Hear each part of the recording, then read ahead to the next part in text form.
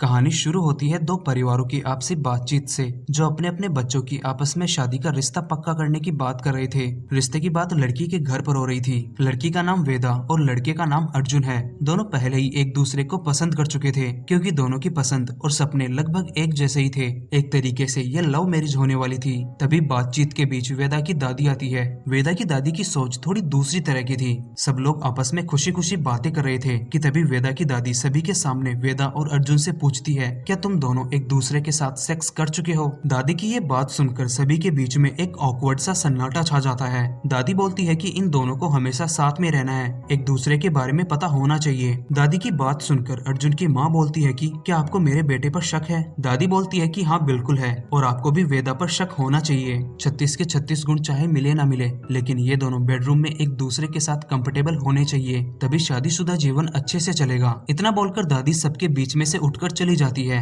लेकिन awkward silence अभी भी बरकरार थी। रात को सोने जाने से पहले वेदा अपनी दादी के पास जाकर बोलती है कि आज आपने बहुत अच्छा मजाक किया। दादी बोलती है कि मैं मजाक नहीं कर रही थी, सीरियस थी। दादी फिर वेदा से पूछती है कि अर्जुन सेक्स में कैसा है। दादी का सवाल सुनकर वहाँ वेदा खुद ऑकवर्ड हो जाती है और बोलती है कि मुझे नहीं पता, हमने नहीं किया। वेदा फिर दादी से पूछती है कि आप सेक्स के पीछे इतना क्यों पड़े हो? शादी नॉट जस्ट अबाउट सेक्स। तो इस पर दादी बोलती है कि मैं ये नहीं बोल रही कि जो सेक्स में अच्छा हो उससे शादी करो, बल्कि मेक श्योर जिससे तुम शादी कर रही हो वो सेक्स में अच्छा होना चाहिए, वरना बाद में शादी एक बोझ बन जाती है। वेदा के पेरेंट्स को लगा कि दादी की उस हरकत के बाद अर्जुन के पेरेंट्स कहीं रिश्ता ना तोड़ दें, तो वो जाकर उनसे मिलते हैं, लेकिन ऐसा कुछ नहीं हुआ था। दूसरी तरफ वेदा और अर्जुन साथ में काफी वक्त बिताते और पार्टियां करते। एक रात दोनों काफी वक्त तक पार्टी करते हैं और रात को बाहर ही होटल रूम लेकर स्टे करते हैं। वहीं दोनों के बीच सेक्स भी होता है। अगली सुबह वेदा छुपते छुपाते घर में आती है। वेदा के आते ही उसकी दादी उसके पास आती है।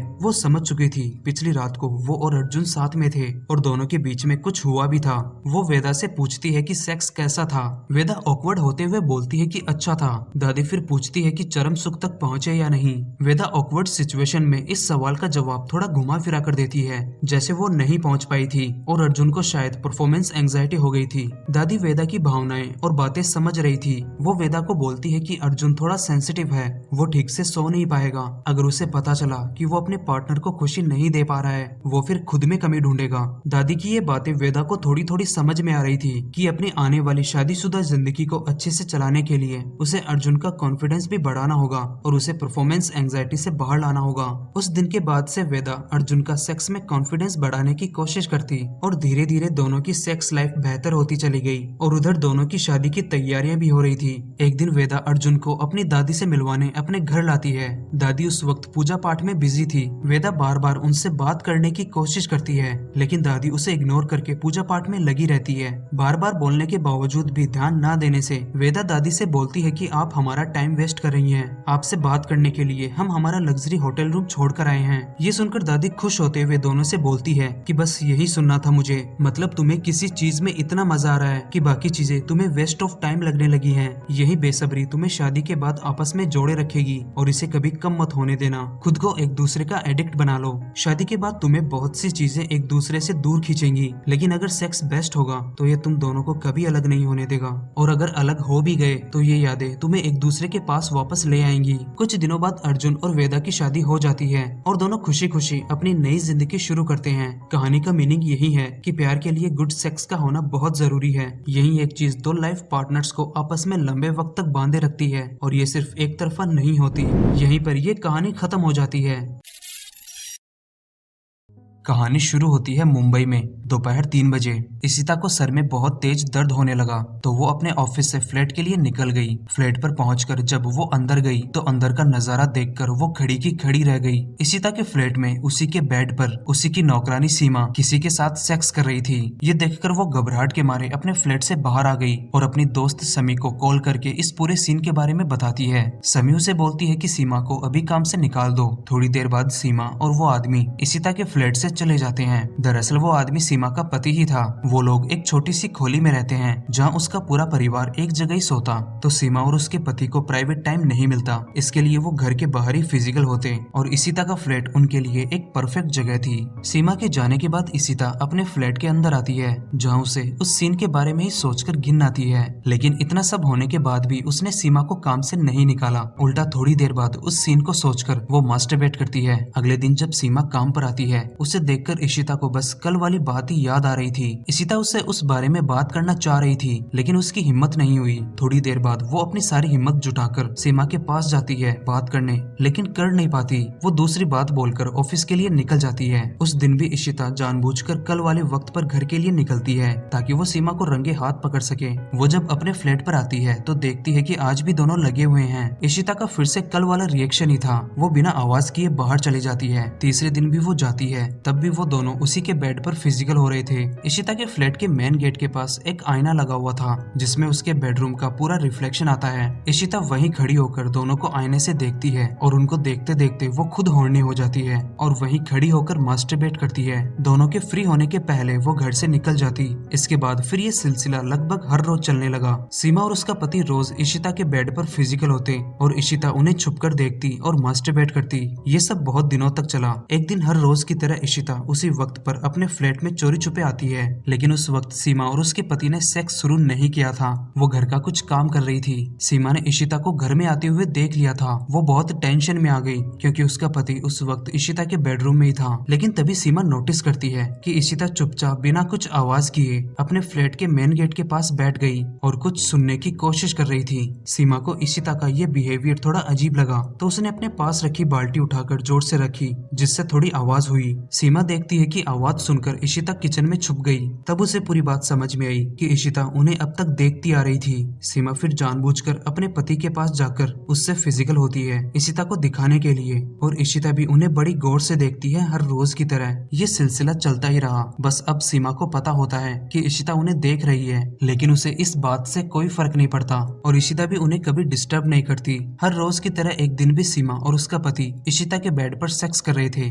और इशिता उन्हें देख रही थी कि तभी दीवार पर इशिता के पास से एक छिपकली गुजरती है। छिपकली को देखकर इशिता जोर से चिल्लाई। उसके चिल्लाने से सीमा और उसका पति बेडरूम से बाहर आते हैं। तीनों एक दूसरे के आमने सामने थे और ये सिचुएशन उनके लिए ऑकवर्ड थी। इशिता को कुछ समझ में नहीं आता कि वो उसे उस वक्त क्या बोले, तो वो ऐसे प्रिटेंड करती है कि जैसे उसे बहुत ज्यादा शौक हुआ उन दोनों को अपने बेड पर सेक्स करते हुए देखकर। वो इस बात के लिए सीमा पर बहुत ज्यादा गुस्सा होती है और उससे झगड़ा करती है, लेकिन झगड़ा इतना बड़ा हो गया था कि इशिता सीमा को फ्लैट और नौकरी दोनों से निकाल देती है और साथ ही धमकी दी कि तुझे इस बिल्डिंग में काम नहीं करने दूंगी, सबको बताऊंगी कि तुम मेरे बेड पर क्या करती थी। तो इसके जवाब में सीमा भी बोलती है कि मैं भी लोगों को बताऊंगी कि तुम कैसे हमें देखकर खुद को छूती थी। ये सुनकर इशिता अपने फ्लैट का दरवाजा बंद कर लेती है। सीमा के पति को भी तभी पता चला था कि इशिता उन्हें देखती थी। सीमा के बाद इशिता ने बहुत सी काम वाली बाई बदली, लेकिन कोई भी उसे सूट नहीं हो रही थी और उसने सीमा की हरकत के बारे में किसी को नहीं बताया था। लेकिन सीमा ने इशिता की बात कि वो उन्हें देखकर मास्टरबेट करती थी, ये बात उसने पूरी बिल्डिंग में फैला दी और फिर बिल्डिंग के लोग इशिता का मजाक उड़ाने लगे। लेकिन उसे इस बात से ज्यादा फर्क नहीं पड़ा। इशिता को कोई काम वाली बाई सेट नहीं हो रही थी और दूसरी तरफ सीमा का भी दूसरे घर के काम में मन नहीं लग रहा था। इशिता ने अलग अलग लड़कों को डेट करने का ट्राई किया, लेकिन वो भी उसे जमा नहीं। एक तरीके से इशिता और सीमा की जिंदगी एक दूसरे के बगैर बोरियत भरी हो गई थी। एक शाम इशिता सब्जी लेने एक ठेले पर जाती है जहाँ इत्तेफाक से सीमा भी खड़ी थी। दोनों हिचकिचाते हुए एक दूसरे से रैंडम बात करने की कोशिश करती हैं। बातों बातों में सीमा इशिता से पूछती है कि क्या आपको दूसरी बाई मिल गई। इशिता मना कर देती है। इशिता फिर सीमा से बोलती है कि मुझे पहले ही बता देना चाहिए था कि मैं आपको और आपके पति को देखती थी। सीमा बोलती है कि मुझे सब मालूम था, मैंने बताया नहीं क्योंकि मुझे भी मजा आ रहा था। सीमा की बात सुनकर इशिता कुछ नहीं बोलती और वहाँ से जाने लगती है। तभी सीमा उससे पूछती है तो क्या कल से मैं आ सकती हूँ। इशिता 1 मिनट के लिए तो कुछ नहीं बोलती, लेकिन बाद में चुपचाप अपने फ्लैट की चाबी सीमा को दे देती है और अगले दिन से दोबारा वही सिलसिला शुरू हो जाता है और यहीं पर ये कहानी खत्म हो जाती है। कहानी शुरू होती है एक विजय नाम के आदमी से जो अपनी गर्लफ्रेंड से मिलने दूसरे शहर जा रहा था। वो गाड़ी में था और अपनी गर्लफ्रेंड से वीडियो कॉल पर बात भी कर रहा था। विजय वैसे तो शादीशुदा था, लेकिन उसका एक लड़की से मन नहीं भरता था। वो अपनी गर्लफ्रेंड से बात करते हुए जा रहा था कि उसके पास उसकी कंपनी से कॉल आता है। कॉल पर एक आदमी था जो विजय को बोलता है कि तुम्हें कंपनी से निकालने की बात हो रही है, तुम्हें अभी वापस आना होगा। विजय एक कंपनी का सीईओ है, उसने उस कंपनी में बहुत मेहनत करी थी, तो वो अपनी पोस्ट को ऐसे आसानी से नहीं जाने दे सकता। उस वक्त विजय एक गांव के अंदर से गुजर रहा था। वो अपनी गर्लफ्रेंड से बोलता है कि मुझे अभी वापस जाना होगा। विजय वापस ना जाए इसके लिए उसे बहलाने के लिए उसकी गर्लफ्रेंड वीडियो कॉल पर ही अपने कपड़े उतार देती है। इस कारण से विजय का पूरा ध्यान अपने फोन में चला जाता है और वो अपनी गाड़ी के ऊपर से अपना कंट्रोल खो देता है। गाड़ी सीधे रोड के पास लगे पेड़ से टकराती है। गाड़ी फिर स्टार्ट नहीं होती और उसके फोन से भी नेटवर्क चला जाता है। विजय मैकेनिक ढूंढने के लिए गाँव के अंदर जाता है, जहाँ उसे एक मैकेनिक मिल भी जाता है। वो उसे अपनी गाड़ी ठीक करने भेजता है, लेकिन गांव में फोन उसे एक भी नहीं मिलता। विजय देखता है कि गांव बहुत साफ सुथरा है और लोग भी एक दूसरे को लेकर बहुत पोलाइट हैं। गांव में सुख सुविधा पूरी है, बस फोन को छोड़कर। विजय एक कॉफी शॉप से कॉफी लेता है। कॉफी शॉप के पास में एक कम्युनिटी सेंटर था, जहाँ से बहुत से लोगों के एक साथ गाना गाने की आवाज आ रही थी। विजय उस सेंटर के अंदर जाता है। वो वहाँ देखता है कि बहुत सारे लोग एक साथ नाच गा रहे थे। वहाँ विजय पीछे से एक लड़की को देखता है जो उसे बहुत खूबसूरत लग रही थी, लेकिन जब वो लड़की घूमती है तो विजय उसे देखकर बहुत ज्यादा सरप्राइज होता है। उस लड़की का नाम शांति है और शांति भी जब विजय को वहाँ देखती है तो वो भी थोड़ी अनकंफर्टेबल हो जाती है। दरअसल शांति विजय की पत्नी थी। 10 साल पहले वो गायब हो गई थी और विजय के पास सिर्फ शांति की मौत की खबर ही आई थी। शांति विजय से नजरें चुराती हुई अपने घर जाने लगती है। विजय भी उसके पीछे पीछे उसके घर तक आ जाता है। वो शांति से बात करने की कोशिश करता है, लेकिन शांति उसे अवॉइड करना चाह रही थी। वो बार बार उससे बोल रही थी कि तुम्हें यहाँ नहीं होना चाहिए, तुम गलती कर रहे हो, यहाँ से चले जाओ। दोनों को बात करते हुए देखकर एक पुलिस वाला उनके पास आता है। वो शांति को जानता था। वो उससे पूछता है कि क्या ये आदमी आपको परेशान कर रहा है। शांति उस पुलिस वाले को बोलती है कि नहीं, मैं इसे जानती हूँ। पुलिस वाला फिर विजय से रूडली बोलता है तुम्हें यहाँ से जल्द चले जाना चाहिए, इसी में तुम्हारी भलाई है। ये बोलकर पुलिस वाला वहाँ से चले जाता है। शांति विजय को अपने साथ घर के अंदर ले आती है। विजय बार बार उससे पूछ रहा था कि तुम 10 साल पहले कहाँ गायब हो गई थी और यहाँ क्यों रह रही हो। शांति इस बात का जवाब नहीं देती और शावर लेने चली जाती है। शांति जब अपने बाथरूम में जाती है तो विजय उसे की होल से नहाते हुए देखता है। शांति को बिना कपड़ों के देखकर उसके दिमाग में हवस फैल जाती है और उसे बस एक बार शांति के साथ सेक्स करना था। शांति बाथरूम से आने के बाद दोबारा विजय से कहती है कि तुम्हें अब यहाँ से चले जाना चाहिए, लेकिन विजय बोलता है कि पहले मुझे मेरे कुछ सवालों के जवाब चाहिए। शांति बोलती है कि मुझे ठीक से कुछ याद नहीं, लेकिन जब मैं नर्सिंग होम से घर आ रही थी तो एक आदमी ने मुझसे नर्सिंग होम का पता पूछा। इसके बाद का मुझे कुछ भी याद नहीं, बस याद है तो इतना कि इसके बाद मैं यहाँ थी। विजय बोलता है कि तो तुमने मुझे कभी कॉल क्यों नहीं किया। शांति बोलती है कि पता नहीं, शायद मैं डर गई थी कि कोई मुझे मारना चाहता है। फिर विजय पूछता है कि तुम नर्सिंग होम क्यों गई थी। शांति उसे बताती है कि वो प्रेग्नेंट थी, इसलिए। शांति के प्रेग्नेंट होने की बात विजय को पता नहीं थी। शांति फिर विजय से पूछती है कि तुमने दूसरी शादी कर ली होगी, किससे की। विजय बोलता है अनीता से, हमारे 2 बच्चे भी हैं, तुम्हारे जाने के बाद उसने ही मुझे संभाला और कुछ दिनों बाद हमने शादी कर ली। विजय जिस कंपनी में सीईओ है वो कंपनी अनीता के पापा की ही है। विजय ने दोबारा घर बसा लिया। ये सुनकर शांति खुश होती है। विजय फिर शांति को बोलता है कि तुम अभी मेरे साथ घर चल रही हो, अनीता तुम्हें देखकर खुश हो जाएगी। शांति बोलती है कि नहीं चल सकती, तुम्हें अभी भी समझ में नहीं आया। जिस आदमी ने मुझसे एड्रेस पूछा था उसी ने मुझे मारने की कोशिश की थी, उसे अनीता ने ही भेजा था। अनीता हमेशा से तुम्हें प्यार करती थी, वो हमेशा कोशिश करती कि तुम्हारा ध्यान मुझसे दूर रहे और उसे पता चल चुका था कि मैं प्रेग्नेंट हूँ। विजय पूछता है कि अनीता को कैसे पता चला कि तुम प्रेग्नेंट हो। तो शांति बताती है कि जिस दिन उसने प्रेगनेंसी टेस्ट किया उस दिन घर में पार्टी थी और उसने टेस्ट के बाद टेस्टिंग किट बाथरूम में ही छोड़ दिया था। थोड़ी देर बाद जब वो दोबारा बाथरूम में गई तो उसने अनीता को बाथरूम से बाहर आते हुए देखा था और टेस्टिंग किट उल्टा रखा हुआ था जबकि उसने सीधा रखा था। तब विजय को समझ में आता है कि क्यों शांति के जाने के बाद अनीता ने उसे बिल्कुल भी अकेला नहीं छोड़ा। विजय को फिर कुछ समझ में नहीं आया कि वो क्या करे, तो वो शांति के साथ फिजिकल होने की कोशिश करता है। पहले तो वो उससे मना करती है लेकिन बाद में उसका साथ देती है। सेक्स के बाद शांति बोलती है कि अब मैं दोबारा प्रेग्नेंट हो गई तो विजय बोलता है कि नहीं होगी और कोई शक हो तो अपने उस रेड ब्लू टेस्टिंग किट से टेस्ट कर लेना। विजय की बात सुनकर शांति बोलती है कि तुम्हें कैसे पता रेड ब्लू टेस्टिंग किट के बारे में, ये ब्रांड तो इंडिया में है ही नहीं, मुझे मेरी दोस्त ने कनाडा से लाकर दिया था और मैंने उसके बारे में किसी को भी नहीं बताया था। शांति तब समझ जाती है कि वो टेस्टिंग टेस्टिंग किट अनीता ने नहीं बल्कि विजय ने उल्टा रखा था और उसे जो मारने आया था उसे भी विजय ने ही भेजा था। ये पूरी चाल अनीता की नहीं बल्कि विजय की थी। विजय अनीता से शादी करना चाहता था उसके पैसों के लिए। शांति को अब सब कुछ पता चल चुका था तो फिर विजय उसे दोबारा मारने की कोशिश करता है। वो तकिए से उसका दम घोटता है। थोड़ी देर बाद शांति मर जाती है, लेकिन तभी शांति के घर पर वो पुलिस वाला आता है जो कुछ देर पहले उनसे बाहर मिला था। पुलिस वाले को देखकर विजय पीछे के रास्ते से भाग जाता है और भागते भागते अपनी गाड़ी के पास आता है जहाँ उसका एक्सीडेंट हुआ था। वहाँ जाकर वो देखता है कि कुछ लोग उसकी गाड़ी से किसी की डेड बॉडी निकाल रहे हैं। पास से देखने पर पता चलता है कि वो डेड बॉडी तो उसी की थी, मतलब वो उसी वक्त मर चुका था जब उसका एक्सीडेंट हुआ था और उससे जितने भी लोग मिले थे वो सब भी मरे हुए थे, शांति भी। कहानी में विजय और शांति दोनों की मौत का कारण वासना थी। यहीं पर ये कहानी खत्म हो जाती है। कहानी शुरू होती है एक चंदा नाम की औरत से। चंदा के पति का नाम सूरज सिंह है। सूरज के पूर्वज किसी जमाने में राजा महाराजा हुआ करते थे तो उसके पास प्रॉपर्टी और पैसों की कमी नहीं थी, लेकिन धीरे धीरे वो भी खत्म हो रही थी। सूरज एक अय्यास और कैरेक्टरलेस आदमी था। एक औरत उसके लिए बस एक मौज मस्ती का सामान थी। रोज शराब पीकर आना और अपनी पत्नी चंदा को फिजिकली और मेंटली टॉर्चर करना उसके लिए बस एक आम बात थी। चंदा रोज सूरज को बर्दाश्त करती थी अपने बेटे युवराज के लिए। चंदा अपनी जवानी में एक प्रोस्टिट्यूट थी और तब वो सूरज को पसंद आ गई थी तो उसने उससे शादी कर ली और अब दोनों के एक 16-17 साल का बेटा है जिसका नाम युवराज है। शादी के बाद चंदा कभी खुश नहीं रही, लेकिन उसने सूरज को अपने बेटे की वजह से कभी छोड़ा भी नहीं। वो युवराज को एक अच्छी जिंदगी देना चाहती थी। उसने युवराज के दिमाग में बस एक बात डाल रखी थी कि उसे पढ़ लिख कर इंग्लैंड जाना है। युवराज भी अपने पापा को उनकी हरकतों की वजह से ज्यादा पसंद नहीं करता था। जब भी वो अपने बाबा से इंग्लैंड जाने की बात करता उसके बाबा उस पर गुस्सा हो जाते।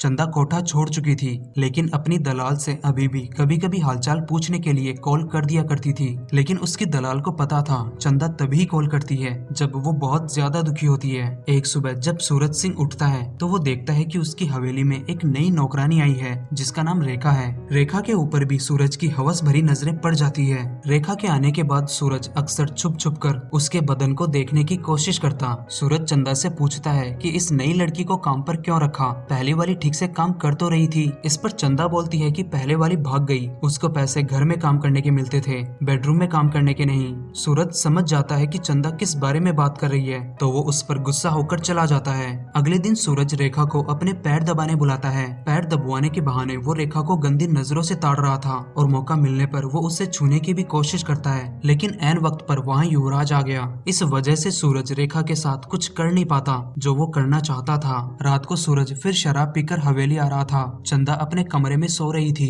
कि तभी उसे आवाज आती है कि कोई रेखा के कमरे में गया है और थोड़ी ही देर में उस कमरे से ऐसी आवाजें आने लगती है जैसे कोई सेक्स कर रहा हो। चंदा खुश होते हुए अपने कमरे से बाहर आती है। उसे पता था कि रेखा के कमरे में रेखा के साथ सूरज है। दरअसल रेखा भी प्रोस्टिट्यूट ही थी। रेखा को हवेली में चंदा ने जानबूझकर बुलवाया था। जिस दिन रेखा हवेली पर आई थी उसके पहले दिन चंदा ने अपने कोठे पर अपनी दलाल से बात करी थी। वो चंदा को बता रही थी कि कोठे पर एक लड़की को STI हो गया है। लड़की ज्यादा बड़ी भी नहीं है और उसका नाम रेखा है। रेखा अब हमारे कोई काम की नहीं, कुछ वक्त में शायद वो मर जाए। तब चंदा ने रेखा को हवेली पर नौकरानी बनाकर मंगवा लिया। उसे मालूम था कि सूरज अपनी गंदी नजर रेखा पर जरूर डालेगा और तब वो बीमारी कभी न कभी सूरज को भी हो जाएगी और वो भी मारा जाएगा। उसके बिना कुछ करे सूरज अपने आप रास्ते से हट जाएगा और तब उसे उसके अत्याचारों से भी छुटकारा मिल जाएगा। लेकिन चंदा जब रेखा के कमरे के पास होती है तब वो देखती है कि सूरज तो नशे में लड़खड़ाते हुए बाहर से आ रहा है। ये देखकर वो बहुत ज्यादा घबरा जाती है। उसे तब समझ में आता है कि रेखा के साथ सूरज नहीं बल्कि युवराज है। चंदा ने जो प्लान बनाया था